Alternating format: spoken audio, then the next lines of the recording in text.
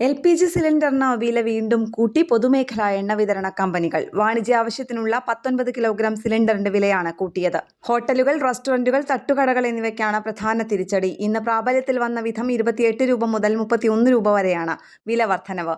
കേന്ദ്ര ധനമന്ത്രി നിർമ്മല സീതാരാമൻ ബജറ്റ് അവതരണം നടത്തിയ ഫെബ്രുവരി 1-ന് 49 രൂപ കൂട്ടിയിരുന്നു. ജനുവരി 1-ന് 111 രൂപ വർദ്ധിച്ചതിന് പിന്നാലെയായിരുന്നു അതും ഇറാൻ-ഇസ്രായേൽ സംഘർഷത്തിന്റെ പശ്ചാത്തലത്തിൽ. രാജ്യാന്തര ക്രൂഡ് ഓയിൽ വില കൂടിയേക്കുമെന്നാണ് പൊതുവിലയിരുത്തൽ. ഇതിന്റെ പ്രതിഫലമെന്നോണം വരും മാസങ്ങളിലും LPG വില കുതിച്ചേക്കും. പെട്രോൾ, ഡീസൽ വില കൂടുമോ എന്ന ആശങ്കയും ഉയർന്നിട്ടുണ്ട്. കൊച്ചിയിൽ 19 കിലോഗ്രാം സിലിണ്ടറിന് 1776 രൂപയാണ് പുതുക്കിയ വില. തിരുവനന്തപുരത്ത് 1797 രൂപ, കോഴിക്കോട് 1808 രൂപ. വീട്ടാവശ്യത്തിന് ഉപയോഗിക്കുന്ന 14.2 കിലോഗ്രാം സിലിണ്ടറിന്റെ വിലയിൽ ഇത്തവണയും മാറ്റമില്ല.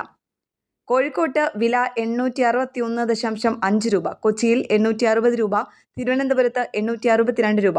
വീട്ടാവശ്യത്തിന് ഉപയോഗിക്കുന്ന സിലിണ്ടറിന് ഏറ്റവും ഒടുവിൽ വില പരിഷ്കരിച്ചത് 2024 മാർച്ച് 8-നായിരുന്നു.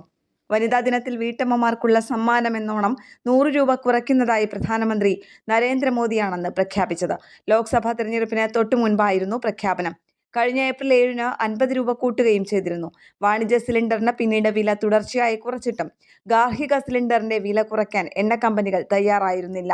രാജ്യത്ത് 90% LPGയും ഉപയോഗിക്കുന്നത് വീടുകളിൽ പാചക ആവശ്യത്തിനാണ്. 10% മാത്രമാണ് വാണിജ്യ ആവശ്യത്തിന് ഉപയോഗിക്കുന്നുള്ളൂ. ന്യൂസ് ഡെസ്ക് കേരള പ്രണാമം.